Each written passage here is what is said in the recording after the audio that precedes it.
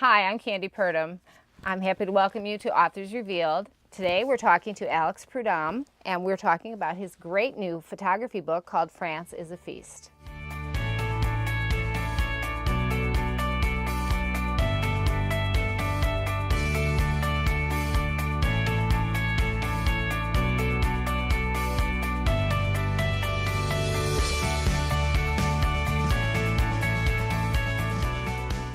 Well, thank you so much for coming, Alex. We're very glad to have you tonight. And we will just jump right into this. I would like to know more about your book, France is a Feast, and what was the germ of your book? How did this get started? Well, there were sort of two germs for this book. The first is I wrote Julia's memoir, My Life in France, back in 2006, which inspired the movie, or half the movie, Julie and Julia in 2009. And that book did very well. It became a #1 bestseller. We got very lucky with it. One of the things that people responded to in that book were the photographs that we used to illustrate the book, which were taken by Paul Child in France, the years that they lived there, which was 1948 to 54. He was a wonderful photographer with a great eye. He took these very atmospheric black and white photographs. And so virtually every time I talk about that book, someone asks me, have you ever thought about doing a book on Paul? And I've always said yes. And then it turned out that my friend Katie Pratt, who is a photo editor and curator, had asked Julia for permission to do a book of Paul's photos before Julia died. And Julia always felt that Paul hadn't gotten the recognition that he deserved during his lifetime as a photographer of note. That's what she called him. And Julia said, yes, of course, do the book. And so Katie began to work on that, and she found that there were thousands of images. And so she had been working on the book off and on for 17 years. I am going to bring these two together, but what happened was she was working away. My Life in France came out, and then for a decade I did other books. I wrote a lot about the environment and energy. I wrote a book about fresh water. I wrote a book about hydrofracking. I did a lot of journalism. And as I was, after a decade, I decided I wanted to answer some of the questions I had about Paul and Julia after France. What happened when they came back to the States? And so I did a book called The French Chef in America, Julia Child's second act, in which I talk about how Julia fashioned herself into the French chef in the 60s and then reinvented herself in the 70s as Julia Child. And I was finishing that book a couple of years ago, and Katie called me up and said, would you like to help me on this Paul Child book, because I'm struggling with getting it done? And I said, well, sure, I'm just finishing French Chef in America. Timing is right. I know the story well. I'd be happy to. And the first decision we made was to focus the book, instead of trying to do his entire body of work, which is what her initial idea was. We decided to focus on the years that people knew about, 1948 to 1954, when they lived in Paris and Marseille. And that immediately made the job much easier. We could focus right down on those pictures. And because I knew the story well and I knew where to do the research, I was able to write the text just in a matter of months. Mm-hmm. So where have these photos been all these years? Well, good question. For a while, Julia in 2001, first of all, I should say Paul died in 1994 at age 92. In 2001, Julia retired and moved from her house in Cambridge, Massachusetts to Santa Barbara, California. And she moved into a small apartment, so she had to get rid of a lot of stuff, including her kitchen in Cambridge, which went to the Smithsonian, and her house, which went to Smith College, her alma mater. And then there were all of Paul's photographs, and they were boxed up, and they were sort of homeless for a while. Half the collection was in the basement of a relative, and the other half was in the living room of some friends. And luckily for us, the Schlesinger Library at Radcliffe agreed to archive them in a professional way. And the Schlesinger Library has a remarkable collection of famous American women, and they have Julia's papers there. And they agreed to take Paul's photos. And that really saved the images. And that's where they are today, and that's the photographs that we pulled for this book. Katie picked 225 pictures. Most of them have never been seen by the public before. There were a few that were in My Life in France, but most of these are brand new, and they're really great. That's wonderful. So the years that they were in France was really shortly after the war was over. Things had not really been rebuilt yet. There's still sort of ruins, and things were still sort of bombed out. Wall, right, yeah, exactly. Well, I got to go to Normandy this fall, and there were still bullet holes. You know. So anyway, I know that at the time they were there, it was really still raw, and I wondered how that helped her form her career as well, the memoir, My Life in France, is really about that period. Mm-hmm. They arrived in France on November 3rd, 1948, after crossing the Atlantic on an SS American steamship. Julia did not speak French, could basically boil water, really didn't know how to cook very well, was a little bit intimidated by the French. Her husband, Paul, was 10 years older than she. He had lived in France in the 20s. He knew Ernest Hemingway and Gertrude Stein. He was a gourmet. He spoke French fluently. So he couldn't wait to show her his favorite place on earth. And as you may have seen in the movie Julie and Julia, they unload their Buick station wagon, which they called the Blue Flash. They drove to Paris, and along the way they stop in Rouen. And they have this meal. They have a lunch at La Couronne, which means the crown. It's the oldest restaurant in France, still there. And Paul orders them sole meunière in a sputtering butter sauce. Julia emphasized the butter. Yeah. And it was essentially the meal that changed her life. She didn't realize it at the time, but she was starting to fall in love with France and its people and its food right there from the very first day that she stepped foot on French soil. And Paul was a diplomat. He was the cultural attaché at the U.S. Embassy in Paris. And his job, this was during the Cold War, his job was to win hearts and minds and convince people that America was a friendly ally against the evil Russians. And Julia was an anonymous diplomatic wife.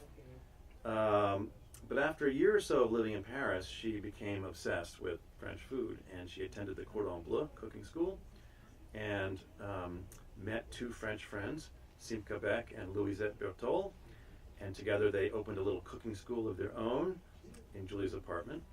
It was called L'École des Trois Gourmands, which she translates as the School of the Three Hearty Eaters. Mm-hmm. And they had a grand time, and they used the recipes that they had developed for the school to put together a book of French recipes for the American marketplace. And that eventually was published in 1961 as Mastering the Art of French Cooking, the book that many of us grew up reading and cooking from. And so Julia described her time in France as so exciting that she hardly caught her breath the whole time that she was there. And she said she experienced a flowering of the soul, which is a great phrase. And you can just sense her excitement even in just reading the recipes, the way she describes them and how she discovered them. So it was the period that that we talk about in the new book, in France as a Feast. This was long before Julia became famous as Julia Child. She was an unknown diplomatic wife, strangely obsessed with food in France. And so what's fun about, there are all sorts of photographs in this book, everything from snapshots to sort of formal portraits to landscapes and so on. But you do see Julia in what I think of as her gestational phase, when she was becoming the person that she would be. So you see these intimate photographs of her at home. So it's fun. Yeah. But back to Paul. So he was a diplomat, and did people know that he was a photographer? I know his wife called him the mad photographer, and he knew other photographers. This was his hobby. So how did this take off? Yeah, it was a very serious hobby. He was a career diplomat, so he had that job full time, and it was a pretty demanding job. But what he really liked to do was to create, and he was a wonderful painter, he was a metalsmith, he was a woodworker, but taking pictures, I think, was his true passion. And he took it very seriously, and she did call him the mad photographer because he rarely left the house without at least 2 cameras around his neck. And he was photographing almost every day and taking notes about where he shot something, what it was, the aperture, the film type. He would go back to certain scenes or subjects that intrigued him at different times of day or different seasons in order to see how they had changed with the light and the mood. And so he was almost obsessive about this. But it was a great time to be in Paris, the late 40s, early 50s. As you alluded to, there were a lot of other, some of the 20th century's leading photographers were there. And Paul got to know them either professionally through the embassy, where he would put on their shows, or through the guy who developed his photograph, whose name was Pierre Gassman. And Gassman was kind of a mad genius of a developer.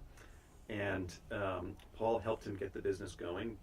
He invested in Gassman's work. And Gassman not only made wonderful photographs, but introduced Paul to people like Henri Cartier-Bresson and Capa and Brassai.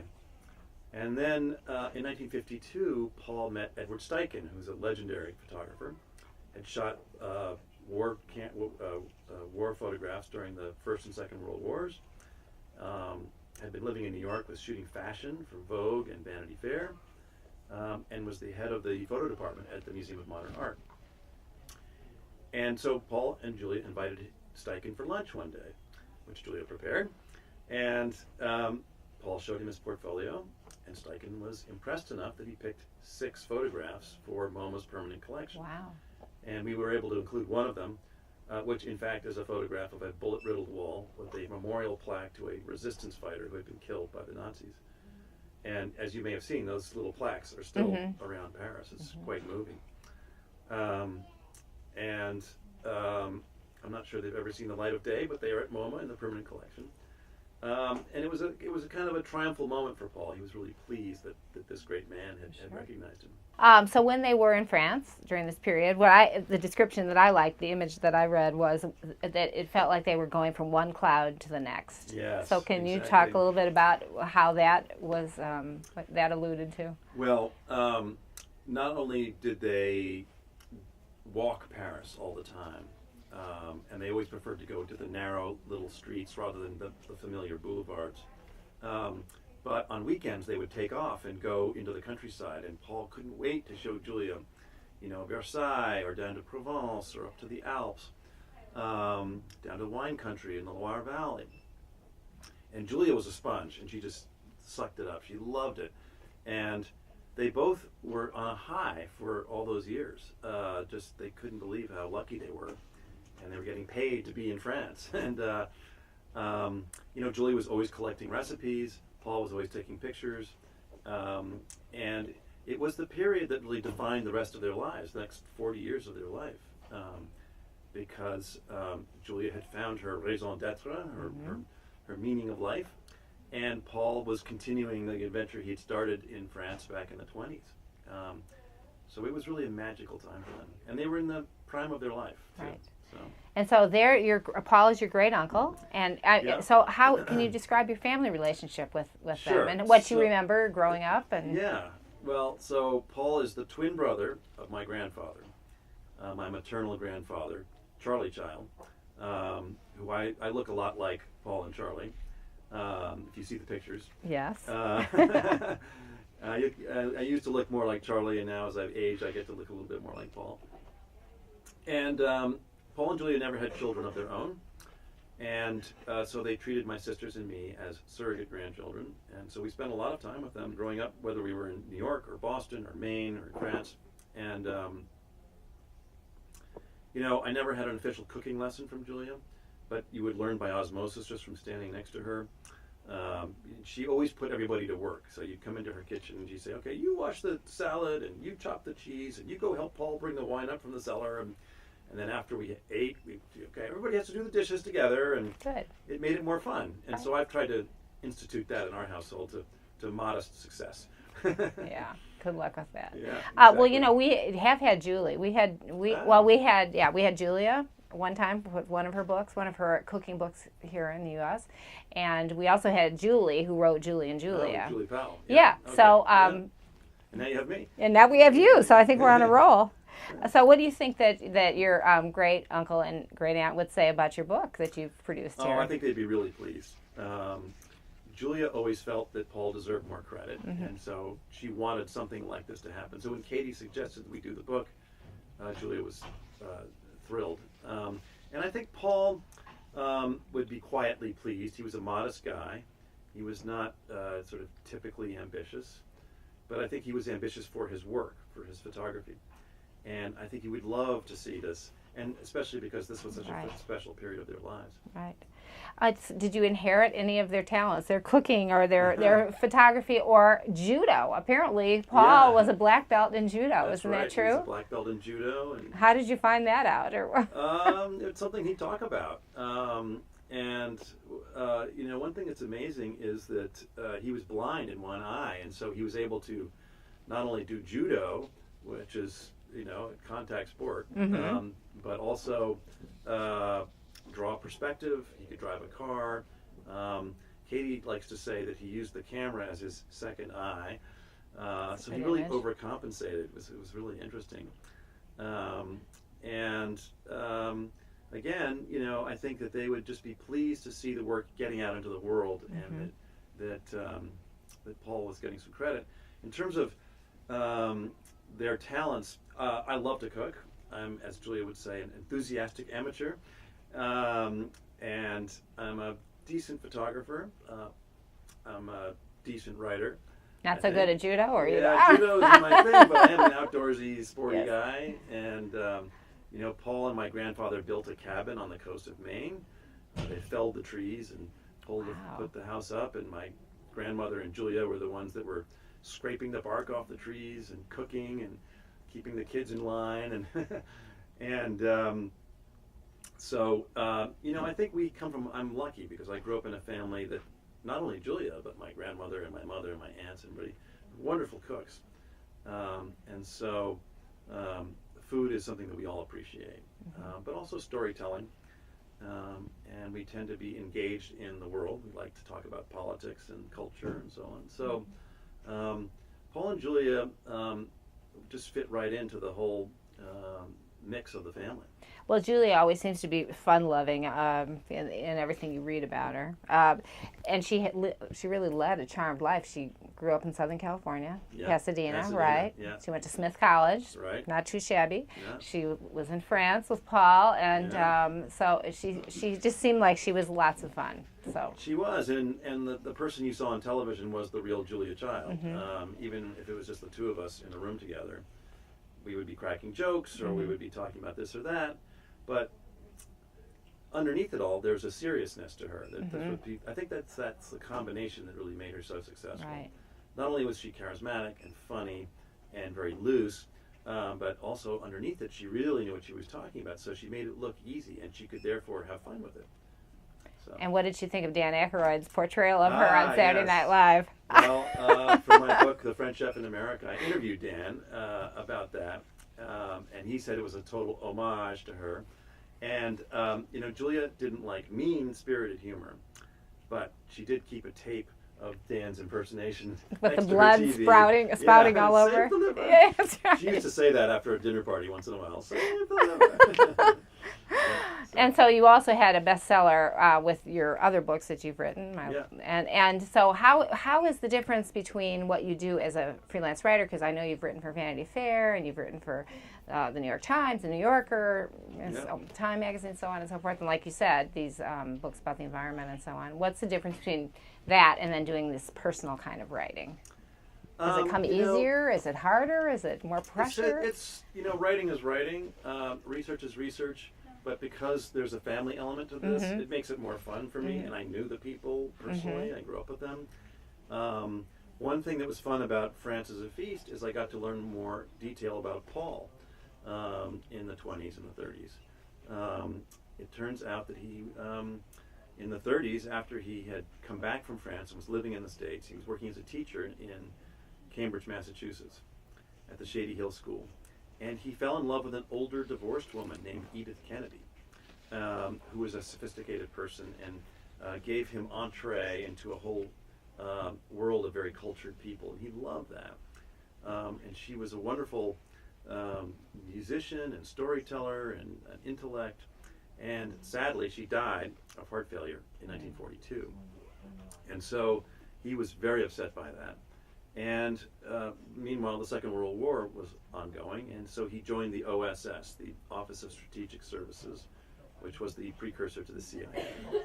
And they sent him to Sri Lanka, which at the time was called Ceylon, and that's where he met Julia McWilliams, this 6'2" clerk typist from Pasadena who wore size 12 sneakers, and they just hit it off. She liked to eat, he liked to eat. They bonded over food and books, and so in an ironic way, the Second World War was a really good thing for the two of them. It changed their lives, brought them together, took them to adventures on the other side of the world, and they weren't on the front lines getting shot at or having to shoot at people. And so, it was a big adventure for them. How hard was it to choose the pictures that are in this? Because you have, well, I mean, I don't know how big that collection of photos is, but yeah. I'm It's sure thousands of pictures. I mean, he took pictures almost every day for 50 years. It was very hard. And poor Did you and Katie, I was going to say. Pratt, well, it took her 17 years. And part of it was that it was sort of overwhelming. And her initial idea was to do a kind of classic photo book and try to portray his whole career. And I think she kind of got bogged down because it was, pictures in color, pictures in black and white, big and small and old and new, and Venice and Norway and Germany and France, and so the decision that we made to focus just on the years in France really helped to narrow it down. And the hope is, if this book does well enough, we could do another book and do a later period, or maybe a big color monograph of his whole body of work or something. So we'll see. Do you have a favorite picture?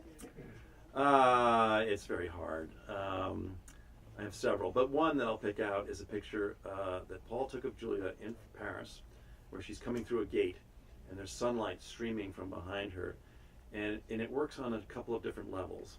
It works graphically as just kind of a magnificent photograph. It's a loving portrait of Julia. I laugh because if you look closely, she's coming out of the PTT, which was the telegraph and telephone place. So you couldn't just pick up your cell phone and call your friends over in America. You had to go and you had to make a reservation to make a phone call, and you could only be on for a few minutes, and you had to pay in coins. And it reminds me of that era. It's a sort of a slice of time. And it's just a lovely picture. So. That's good. And you have the Julia Child's second act is coming out as well. Yes. So The French Chef in America, Julia Child's second act, has just come out in paperback. It's got a great new cover. It shows Julia on the set of The French Chef, and she's got bright red lipstick on. It's very 70s.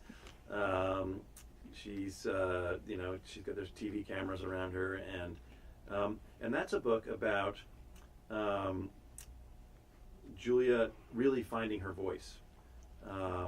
In the 70s, she sensed that the food revolution that she helped to lead in the 60s and 70s had gotten to the point where Americans were ready to try new things. They felt like they'd done French, then they wanted to try Mexican food or Indian food or Chinese food.